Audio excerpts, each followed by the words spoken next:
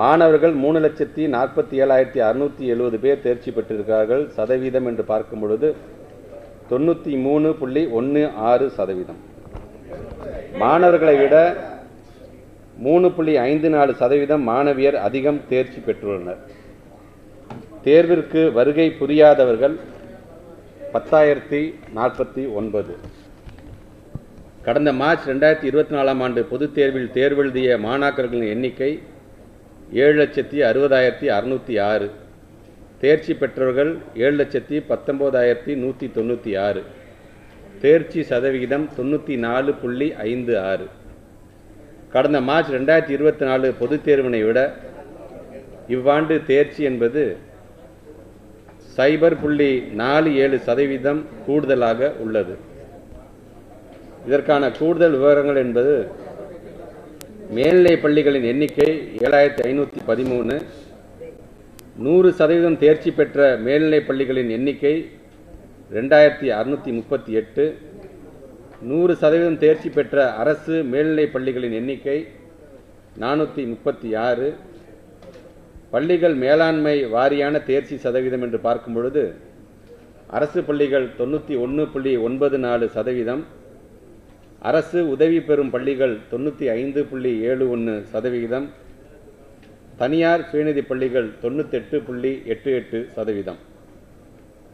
பள்ளிகள் வருகைப்பாடு வாரியான தேர்ச்சி சதவிகிதம் இருபாலர் பள்ளிகள் 95.3%, பெண்கள் பள்ளிகள் 96.5%, ஆண்கள் பள்ளிகள் 90.14% என்று வகைப்படுத்தப்பட்டிருக்கின்றது. பெண்கள் பள்ளிகள் ஆண்கள் பள்ளிகளை விட 6.36% கூடுதலாகவும், இருபாலர் பயிலும் பள்ளிகள் ஆண்கள் பள்ளிகளை விட 5.16% கூடுதலாக தேர்ச்சி பெற்றுள்ளனர். முக்கிய பாடங்களில் 100 மதிப்பெண்கள் பெற்ற மாணாக்கரின் எண்ணிக்கை சதவீதத்தின் அடிப்படையில் தமிழ் பாடத்தில் 99.15% பேர் தேர்ச்சி பெற்றிருக்கிறார்கள். 100 மதிப்பெண்கள் பெற்ற மாணாக்கர்களினுடைய எண்ணிக்கை என்பது 135. இப்படி ஒவ்வொரு பாடத்திற்கும் ஒவ்வொரு சதவீதத்தில் அது எத்தனை பேர், குறிப்பாக இதில் இயற்பியல் என்று வரும்போது ஒரு 1,125 பேர், வேதியியல் என்று வரும்போது 3,181 பேர், கணிதம் என்று வரும்போது 3,022 பேர் என்று இப்படி அடுக்கடுக்காக ஒவ்வொருவரும் ஒவ்வொரு மாணாக்கரும் எத்தனை மாணாக்கர் 100க்கு 100 வாங்கியிருக்காங்க என்கின்ற சதவீதம் உங்களுக்கு கொடுக்கப்படும். ஏதேனும் ஒரு பாடத்தில் 100 மதிப்பெண்கள் பெற்ற மாணாக்கரின் எண்ணிக்கை என்பது 26,887. ஏதேனும் ஒரு பாடத்தில் 100 மதிப்பெண்கள் பெற்ற அரசு பள்ளி மாணாக்கரின் எண்ணிக்கை என்பது 2,853. பாடப்பிரிவுகள் வாரியான தேர்ச்சி சதவீதம் என்று பார்க்கும்போது அறிவியல் பாடப்பிரிவு சயின்ஸ் குரூப் அப்படின்னு பார்த்தீங்கன்னா 96.99%, வணிகவியல் பாடப்பிரிவுகள் 92.68, கலைப்பிரிவுகள் 82.9, தொழிற்பாட பிரிவுகள் 84.22%. அதிகம் தேர்ச்சி சதவீதம் பெற்ற முதல் 5 மாவட்டங்கள்: முதல் மாவட்டம் அரியலூர், இரண்டாவது மாவட்டம் ஈரோடு, மூன்றாவது மாவட்டம் திருப்பூர், நான்காவது மாவட்டம் கோயம்புத்தூர், ஐந்தாவது மாவட்டம் கன்னியாகுமரி. அரசு பள்ளி மாணாக்கர்களில் அதிக தேர்ச்சி சதவீதம் பெற்ற முதல் 5 மாவட்டங்கள்: முதல் மாவட்டம் அரியலூர், இரண்டாவது மாவட்டம் ஈரோடு, மூன்றாவது மாவட்டம் திருப்பூர், நான்காவது மாவட்டம் கன்னியாகுமரி, ஐந்தாவது மாவட்டம் கடலூர். தேர்வு எழுதிய மாற்றுத்திறனாளி மாணாக்கர்களின் எண்ணிக்கை 8,019. தேர்ச்சி பெற்றோர் எண்ணிக்கை 7,466, ஏறத்தாழ 93.1%. தேர்வு எழுதிய சிறைவாசிகளின் மொத்த எண்ணிக்கை 140 பேர். அந்த 140 தேர்ச்சி பெற்றோர் எண்ணிக்கை 130, ஏறத்தாழ 92.86%. தேர்வு எழுதிய தனித்தேர்வுகளின் எண்ணிக்கை 16,904. தேர்ச்சி பெற்றோர் எண்ணிக்கை 5,500, அதாவது 32.54%.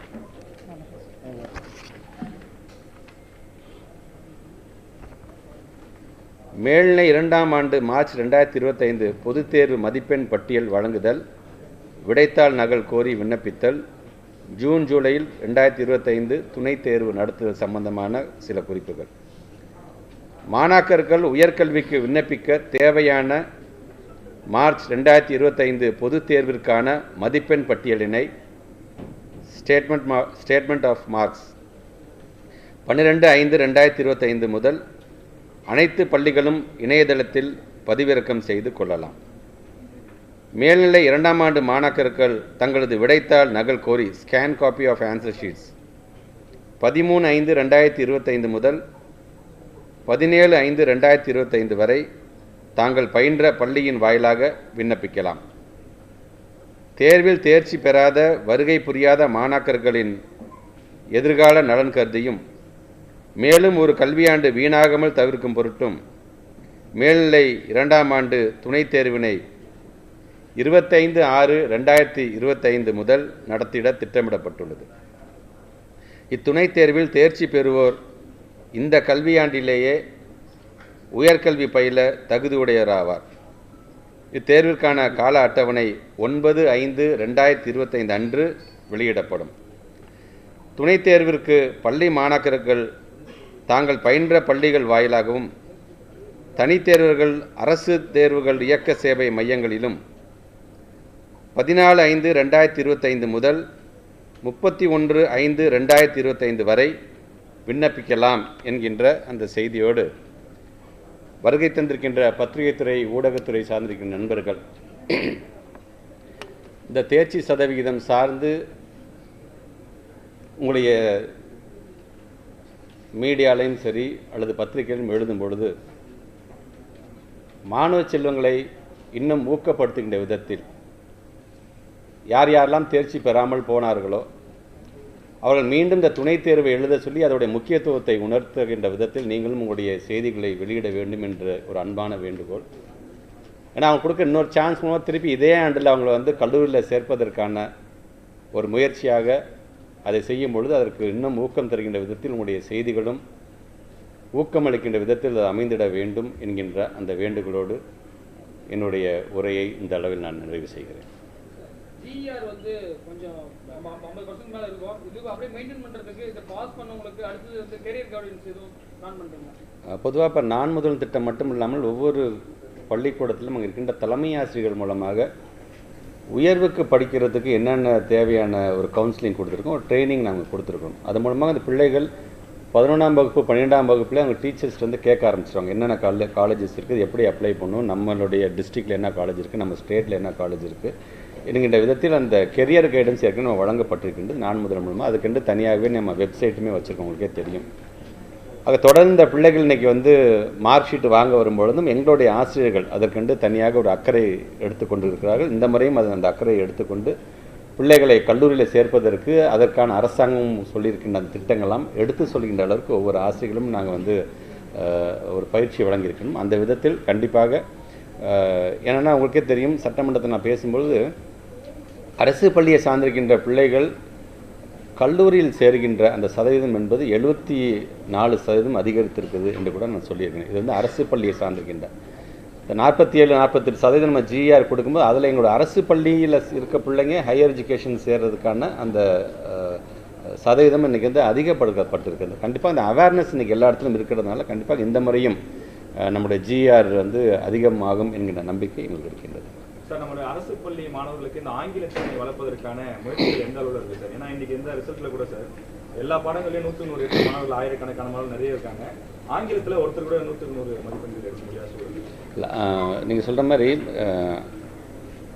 இங்கிலீஷ் லாங்குவேஜுக்காகத்தான் இந்த லாங்குவேஜ் தனியாக நாங்கள் ஒரு ஆய்வகமே நம்ம உருவாக்கணும். லாங்குவேஜ் லேப் அப்படின்னு நாங்கள் மயிலாடுதுறையில் நாங்கள் ஆரம்பித்தோம் 2 ஆண்டுகளுக்கு முன்பாக. இப்போ அந்த இங்கிலீஷ் லாங்குவேஜ் ரிலேட்டடாக இப்போ அதிகப்படியாக இப்போது அனௌன்ஸ்மெண்ட்டில் கூட பார்த்திங்கன்னா திறன் அப்படிங்கிற வகையில் ஒரு திட்டத்தை நாங்கள் அறிமுகப்படுத்தியிருக்கிறோம். அந்த திறன்கிற திட்டம் கிட்டத்தட்ட 6ஆம் வகுப்புலேருந்து 12ஆம் வகுப்பு வரை படிக்கக்கூடிய பிள்ளைகளுக்கு எங்கெங்கெல்லாம் ஸ்லோ லேர்னர்ஸாக இருக்கிறார்கள், எங்கெங்கெல்லாம் அவங்க கொஞ்சம் லேட்டாக அவங்க புரிஞ்சிக்க முடியுங்கிறதுக்கு தனியாக அதை ஃபோக்கஸ் பண்ணி இன்றைக்கி பல திட்டங்கள் வரும். அது இந்த கல்வியாண்டில் வரும் பொழுது அது உங்களுக்கு கண்டிப்பாக அது நாங்கள் என்ன மாதிரியான திட்டத்தை நாங்கள் வந்து உருவெடுத்திருக்கோம் என்பதை நீங்கள் முழுமையாக நீங்கள் தெரிந்து கொள்ள முடியும். இங்கிலீஷில் வந்து இப்போ நீங்கள் சொல்கிற மாதிரி 68 பேர் சென்டம் வாங்கியிருக்காங்க என்று சொன்னாலும் அது இன்னும் அதை அதிகப்படுத்த வேண்டும். ஏன்னா தமிழ் அண்ட் ஆங்கிலம் என்பது எவ்வளோ முக்கியம் என்பதை நம்ம வந்து தொடர்ந்து நம்ம வலியுறுத்திட்டு வரும்போது அதுக்கு தகுந்தாப்ப ட்ரைனிங்கும் வழங்க வேண்டியது எங்களுடைய கடமை.